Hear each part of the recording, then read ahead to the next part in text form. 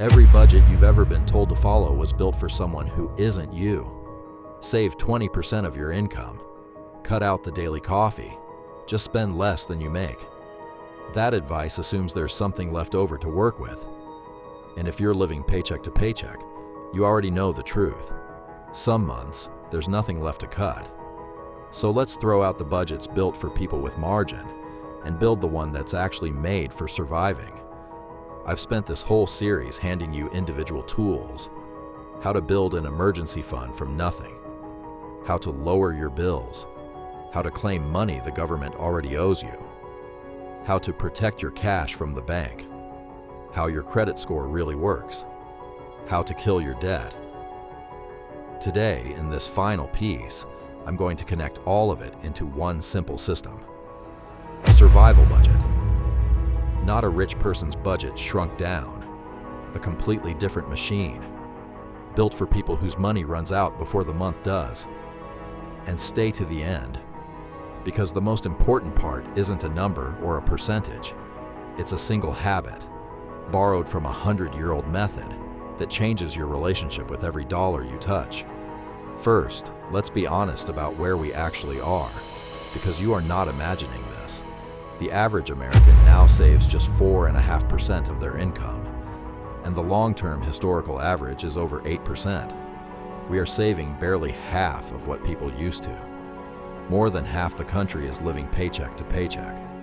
56%, more than half, could not cover a $1,000 emergency from savings.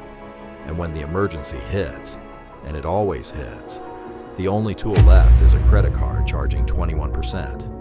That is the trap this entire channel exists to break. So understand, if you're struggling, you are not the exception. You are the majority. And it's getting harder, not easier. In 2026, tariffs alone are estimated to be adding somewhere between $500 and $2,500 to the average household's yearly costs.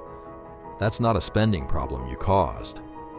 That's the ground shifting under your feet. So the system you're about to learn was designed for exactly this reality. Not the fantasy where you have plenty and just need discipline, but the real world where the math is tight and getting tighter, and you need a plan built for that. So here's the first move, and it flips everything you've been taught. The famous budget rule says 50% of your money goes to needs, 30% to wants, and 20% to savings. It sounds clean.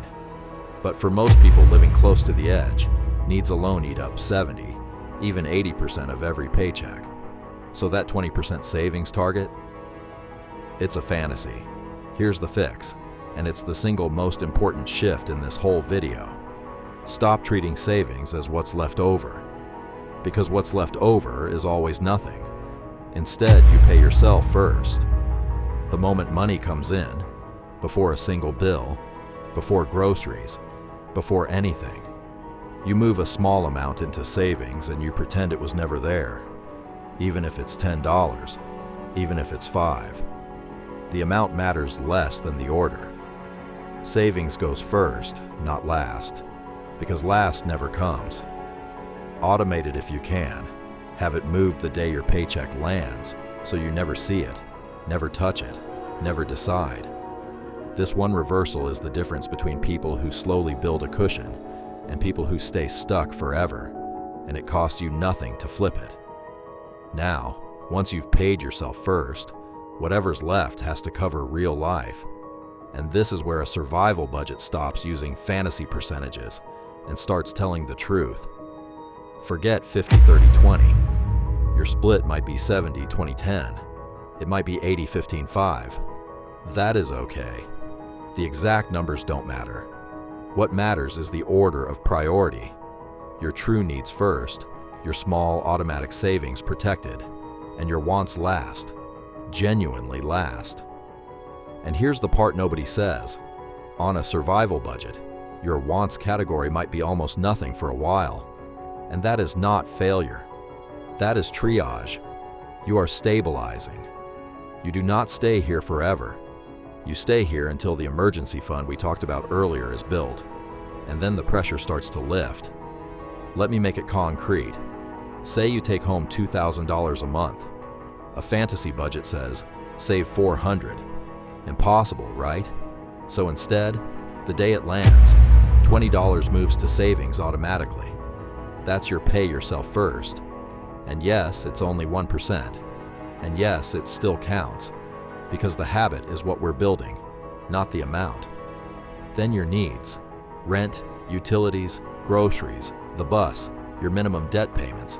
Take whatever they honestly take, maybe $1,600. What's left?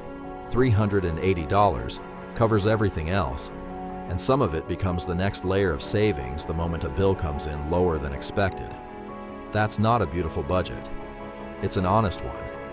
And an honest budget you follow beats a beautiful one you abandon on day 3. Now let me give you the tool that ties it together, a way to actually see your money instead of guessing. It's called a zero-based budget, and don't let the name scare you because it's the simplest idea in finance. It means every single dollar gets a job. You take the money you have coming in, and on paper, real paper or a free app, doesn't matter, you assign every dollar to a category until you have 0 left unassigned. Not 0 in your account, 0 unplanned. Rent gets its dollars, groceries get theirs. Your $5 pay yourself first savings gets its line. Even a little breathing room gets assigned as breathing room. The power of this is simple. Money you don't assign is money that disappears, and you never know where it went. When every dollar has a job before the month begins, you stop wondering where your money goes, because you already told it where to go. And this is where the leaks stop. Think about the last time you looked up and $40 had just evaporated. A tap here, a subscription you forgot, a quick bite there. That's not you being irresponsible. That's what unassigned money does. It slips through the cracks because no cracks were sealed. A zero-based budget seals them. It doesn't demand you spend less by willpower.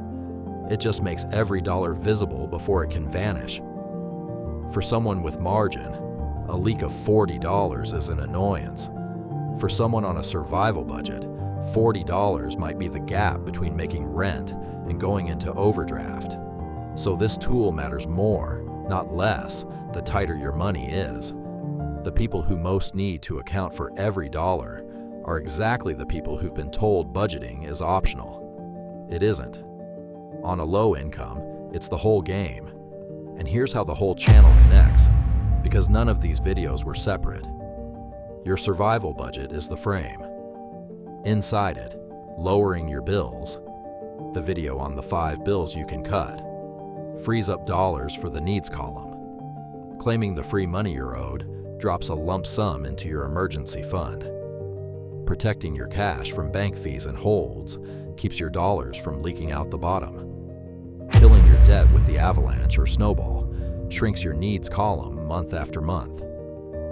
Building the $1,000 emergency fund is what finally lets your wants category breathe again.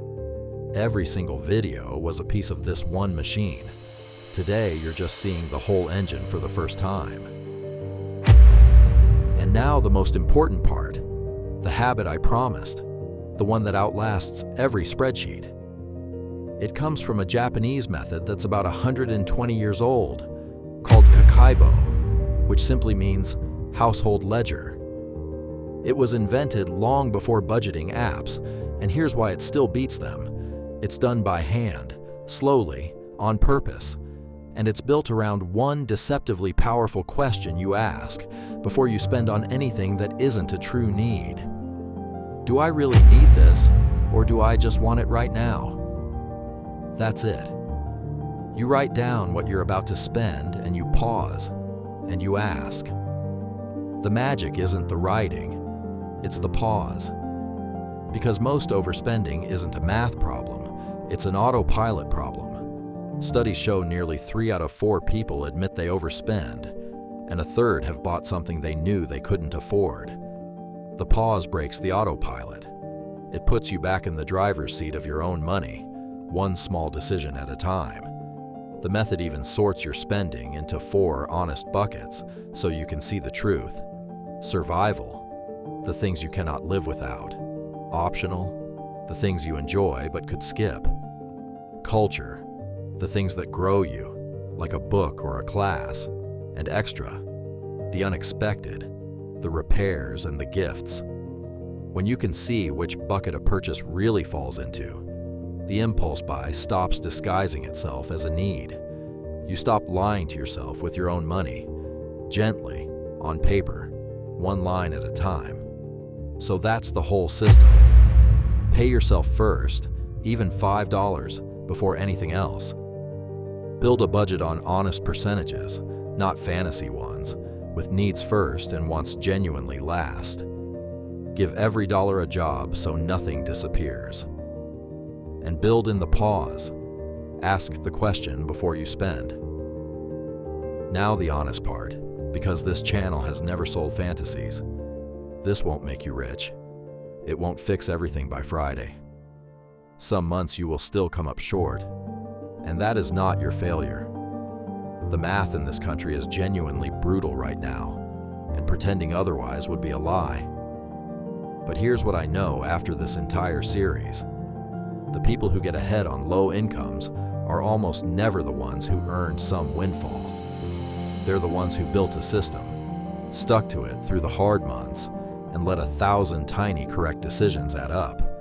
You now have that system, every tool, in one place. So this week, do just the first step. The moment your next dollar comes in, move something into savings before you do anything else, even if it's just $5, and give it a name.